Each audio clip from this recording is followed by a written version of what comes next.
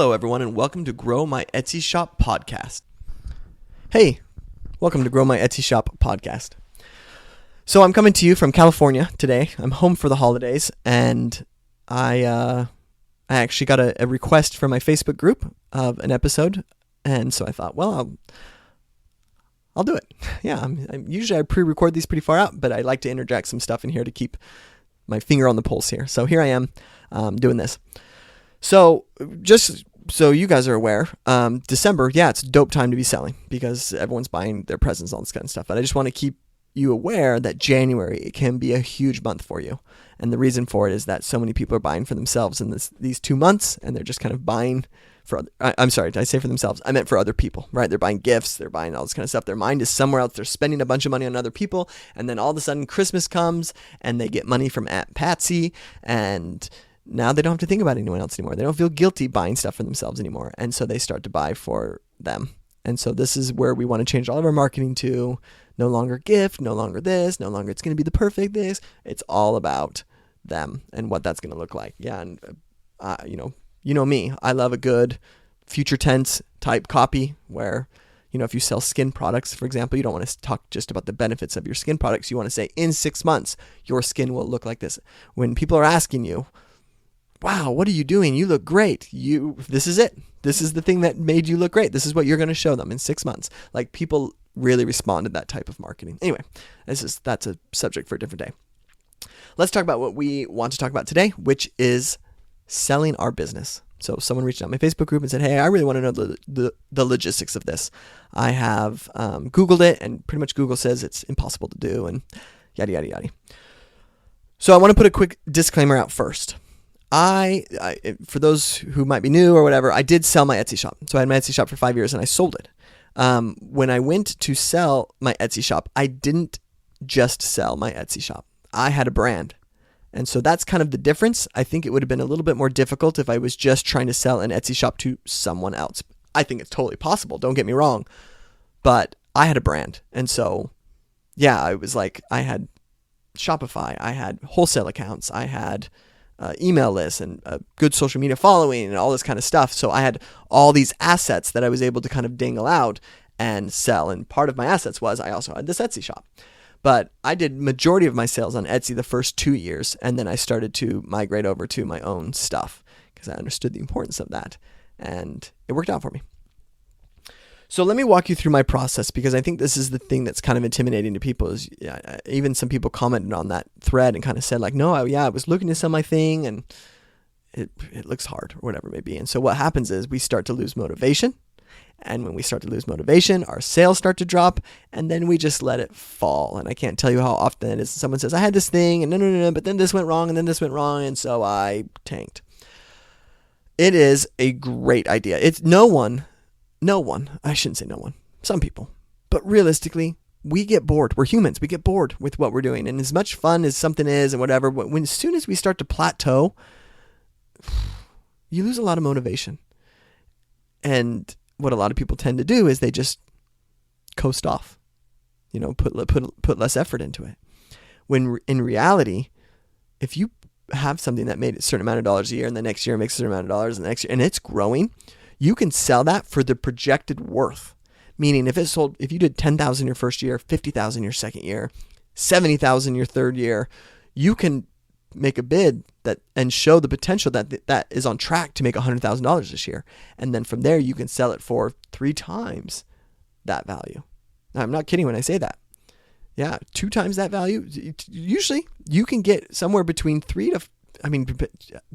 how much you have your ducks in row and how much it's truly growing, you can get somewhere between, that 3 to 4 to 5 mark of what your year would have been. Does that make sense? So just kind of put that on the back of your mind of the type of money that you can make when selling something profitable. Now, if it's not profitable, meaning it's starting to go down, you just lose all that momentum. So I did 50,000 my first year, and then I did 60,000 my next year, and then I did 40,000, and now I'm on track to do 30,000. That's a sinking ship. And someone can come in and instead of giving you that 3x, they're going to give you that 0.5x, right? They're not as interested in that. So it's a good idea to know when you're kind of at your burnout point and when you kind of feel like you've done everything you can, because there's the difference between burnout and also just doing everything that you can. At the end of the day, you can say, you know what, I know a lot of Etsy shop owners have kids or whatever it may be, and they can say like, this is as much effort as I can put into this. I can't grow it more than this. This is kind of where I'm at. The idea is you can look to cash it at that point. And I would recommend it because it's usually, I think you guys know the statistics of this, most businesses don't last more than 5 years because markets change and things come in, competition comes in, all that kind of stuff. And so, yeah, if you can, and I would say your Etsy shop needs to be at least 3 years old to really get someone to take you seriously. But at that point, if you have a growing Etsy shop and you've grown it for 3 years and have made money doing it, you can look to sell it. Okay, so now let's get into the logistics of this. Number one, you have to be systematized to sell something. It can't be, I keep all the notes on the back of my hand and I make everything myself and I deal with all these annoying customers and only I can do it. And I think that we take pride in that, like, oh, I'm needed in my business. I'm really needed. It's without me, this whole thing would fall apart. That's a terrible mindset to have when you are trying to sell a business or build a business. Because if that's true, if it's only you that can run your business, then you'll never be in a position that you can actually grow it. You'll just be stuck running as an employee to your company. So the idea is, and this is when I was doing growth reports, this is a lot of what we worked on as well, is just how do we get ourselves into a situation that we aren't locked into our business, that we can systematize what we're doing. And so I got a girl that I did growth reports early in the year that I've kind of been working with this year who, she does really well with her shop. And we got her to start selling online, meaning that we're no longer running traffic to Etsy. We're running it to her own website. And she pays for that. She pays for traffic. She pays for Etsy ads. She's paying for this. And I bet at the end of the year, she's not as, she's going to be more profitable than she was the year before. What I'm trying to say is she is not, for the amount of sales that she got, there it is. She's not at the same profit levels. Meaning if she usually sold 100 products and this year she sold 300 products, she might be around the same income that she was when she was selling 100. Perfect. That's perfect. I know that's like, wait, aren't I doing something wrong? No. Because the idea is you are building an asset when that is happening. For example, every person who buys from her Shopify store, she gets their email address from. Every time we're marketing on Facebook for her, she's getting her pixel season. She's getting this account that's functioning, that's working, that is growing. It's getting smarter and all this kind of stuff that's going to be valuable for someone. If you just say, I've never ran ads before in my life, I just kind of wing it on Etsy, good luck. They don't like that. But if you say, no, I've gotten all these email addresses and I've been working my emails with them and my Instagram my Facebook is growing and my this and this and this and this, that's what's going to make someone lick their lips and say, yes, I want this. Because this is who buys companies, especially Etsy shops and whatnot, are people who are business savvy. They understand how this all works, but they don't want to go through the hustle. They don't want to do that beginning stage where they open up their store, no one's got to buy, and they just have to put in the hours and hours and hours to make $14 that day. They don't want to do that. They want a proven concept that works, that has got the SEO, that has email lists, that's got a good following, and all that's there. That's what they want. And so if you can provide that for them, they're interested. But if you're just kind of locking yourself in your business and having it all run through you because you want to make as much money as possible, that's not what they're going to look at the end of the day. I'm telling you right now, if you say, well, look, I sold, 100 pairs of socks and look how much money I made selling 100 pairs of socks. Like, that's interesting. I mean, I'm interested in what you have to say, but especially at this point in my life, I would way rather have someone say I'm selling 3 times the amount. Sure, my profit is a third of what it's at. I'm profitable and I'm growing every year, but I'm selling at high volume and I have a system on how to sell high volume. That's interesting for me as a buyer because now I can step in and manage a company that's going to be making me profit. And I can see based on your numbers that it's going to make me this type of, so I'm willing to invest in that instead of the other way around. So for you guys, that would be step 1. Step 1 is I need to make sure that this is systematized, that if I died, my business doesn't go under, that it could run, that I could teach someone else how to do it, and that it's all there. Step 2 is I cannot just be on Etsy. Etsy is an asset, not my business. And so if you're the type of person who's looking, hey, in the next couple of years or soon, I want to start selling, you need to have a website and you need to be driving traffic to that website. Not a lot of people are going to be interested in just buying your Etsy shop. They're going to want to have it as an asset. Okay, let's talk about the logistics of this. So here's what I did. I knew I had a number in my head, and I was in a similar. I had this business for 5 years. I sold it. I did 2 years on Etsy, just Etsy, nothing else. And when I felt like I kind of outgrew Etsy, I moved to my own stuff. It took me about a year to really hone that all in, get my email, my social media, sales, and all that kind of stuff really honed in. And I would say the back half of my 3rd year and my 4th year were my biggest years. And then my 5th year is when I kind of got to that point of, I don't want to say, oh, I guess I do, laziness, where I just kind of had a business that was making me good money and I was just letting it run. I wasn't trying to necessarily grow anymore. I've talked about this. It was kind of my mistake in all of this. I wish I would have recognized that more at the time. But I was just kind of doing it. And then what happens is my wife and I kind of decided that we were going to travel full time. I think I've talked about this on this podcast before. And so we said, we need to sell it if we're going to do that. And we kind of tossed it back and forth and said, yeah, let's do it. So what happened is I got a broker. So I just got online and I searched, I want to sell my business, and literally like click the first thing at the top and I got a broker. And I can't recommend a broker more because it was so easy with the broker. Essentially, he said, let me look inside your soul. He's like, let me look inside everything you have. So I had to fill out, but again, he provided me a doc and I filled out the doc to the best that I could and I submitted him the doc. And I think we're all capable of doing that. And it asks you all the questions.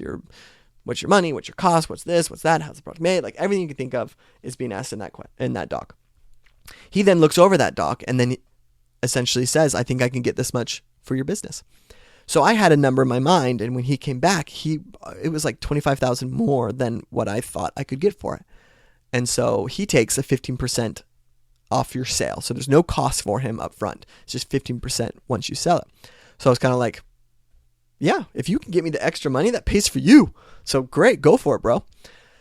And I think we put our business up in November, and by December it was sold. By the new year, I was completely out of my business. And so it was fast. And I remember when he first did his thing, I think he's got, he has like websites that he posted on, and then he's got contacts and other people and blah, blah, blah. And so he started to kind of hustle it. I probably got 5 people who reached out to me that didn't end up buying, but I always took note of what their questions were. And everyone always asked about my email list. They asked how engaged it was. They asked about double opt-in. They asked about, just engagement in general. And I learned at that time how important that is in your business, that people love sales and they love to see that, you've got something growing. They love to see when something's growing, but at the end of the day, they don't want to be locked to a platform.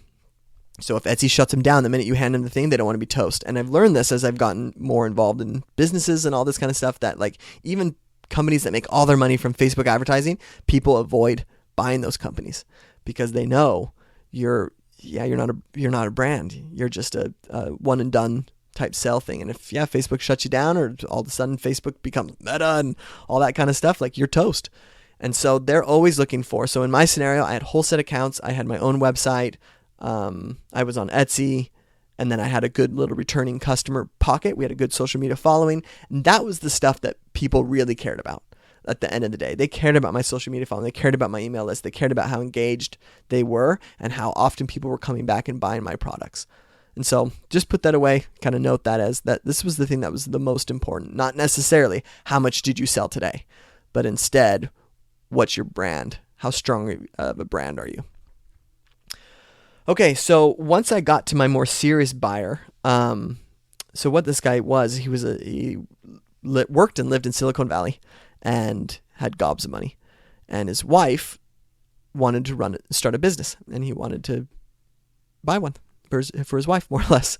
And so she was pregnant, she was pregnant and already had a kid and was really interested in our product and was a fan of it, had used it and all this kind of stuff. And so she was really interested. And so when they reached out, they did the same thing. They cared about all that kind of stuff. And then once he kind of said, like, I'm in. And like we talked on the phone. So we met and he asked me a bunch of questions and all this kind of stuff. And once he said, like, we're in. Here's what that process looked like. So he put the money into an escrow account from the broker who sets this up. So the money goes into this escrow account. And at that point, I had to transfer everything over to him, and he had to approve it, more or less, and make sure that it was what I said it was. So here's my advice, and this is what I did, and it worked very well. I had everything under support@mydomain.com. So my Etsy login was support@mydomain.com. My Shopify was support@domain.com. My email, my Instagram, my everything was under this one email. All under support. All the customer questions that came in, all was coming to support@mydomain.com. Because what was really nice was when this came time to start transferring things over, I more or less just said, here's my email, here's the email. Let me give you access to this email, and now you can log in. And then he just took that one email instead of being like, hey, here's my personal email, the password's Harry Potter 15. Like, nope. It was like the same password, same email. Here's access to this email that has all of our customer stuff in it. It logs into you, into everything, and and so go. And so he was able to go in there, and then there was just this big checklist, and he would go through and check it. Like, so he would log under Etsy, and he like changed the bank account over to his stuff and all that kind of thing. And then he would check it, and then he would go into Shopify, and he moved the PayPal and all that kind of stuff over to him, and check. And again, I'm completely safe because my money, the money's in an escrow. So he's already paid at this point. So he's just making sure that everything was there. I think he had like a 5-day period to kind of go through it all and make sure that it was all good. And once he said, yeah, this is good, I think he reached out, and there was one thing he needed, and he wanted the design of like our actual product, like in like a, computer format. So I had to get that done. But then after that, I submitted everything over to him, and yeah, the money was let go in escrow, and away they went. And to be perfectly honest, I've never spoken to him since. And so I think it was really smooth. It was really clean. He just took it, and they went. So yeah, and what did that do for me and my family? My gosh, it was huge. Yeah, it was huge, because at that point I sold my home in California, which we all know California has a lot of equity in their homes, and then I sold my business. And so I've been able to buy some stuff in North Carolina and travel around and really just have a comfortable life. And realistically, if I would have held on to that Etsy shop, I probably would have just ran it into the ground, is the truth of it. And, as much as I like to pretend like I'm a businessman, it's just I'm a human as well, and I would have ran it into the ground. I had grown it as much as I could, and it was great to be able to hand that off and to get that cash and get out. So if you're in that situation, that's kind of what I would look at. I would look at to say, like, understand, like, there's a broker, there's an escrow process of how it works, and people want assets. So start looking at your stuff, and what you don't want to do is like, hey, I have a Pinterest, but it's terrible, and I've only posted one picture. Like, that's not worth anything to anyone, right? What's worth something to someone is when it directly connects to ROI, right? And so that's why I always preach, like, don't just put your hands in so many different things and have it all be crappy. Instead, focus on one thing and build it up. And if in a year you've built up one thing, perfect, because the next year you can build up another, and the next year you can build up another. Now you have an Etsy shop and 3 assets that are doing well for you, and you can sell that, but you can't sell 17 assets that don't go anywhere, right? That's not what you want to do. And then the last little mindset that you need to have is, like, if you are, I'm trying to think of the way to say this, like, you have to be able to sell the process to someone of what you do. It has to be, like, people buy McDonald's franchises. Like, anyone can make a hamburger, but why are people spending so much money from McDonald's? For the brand that's there, for all the customers that are just going to come just because you're McDonald's, but also the systems that are there. Everything is down to a system of what they do. And so that's something that you really have to focus on. And it's something you can focus on daily, of just cleaning up and really making sure that this is a smooth process. So in my scenario, I had hired seamstresses to make my product. And I had this like little factory, more or less, of people who made my products. And I had like a manager who oversaw this all. And when I sold them that. Right? And so that was so easy. Instead of me saying, like, here, let me teach you what to do when you're making this product, and no. I instead said, I have people who know how to do it, and they do it, and this is how much I pay them, and this is how we pay them, and this is our pickup dates, and this is how, and I had a fulfillment side of it, this is how this works, and blah, blah, blah. So that's what you kind of want to start working towards, is that. So if you're an Etsy shop looking to just sell your little Etsy shop, I'm sure, I said that demeaning, I didn't mean to. It could be hard, but the truth is, can you do it? Of course. Yep. I would put everything under support. I would transfer the email to them, but without an escrow and all that kind of stuff, that's where it gets a little weird and you take some risks and all that kind of stuff. So one more option for you. This is kind of a long episode. I apologize, but one more option, and I've seen people do this, is that they stay on. They bring someone in as a partner, but then you make 20%. So an example is like, yeah, I make these. I don't have anything off the top of my head. I'm looking around my office to see if there's anything. I'm just going to pull this book cover.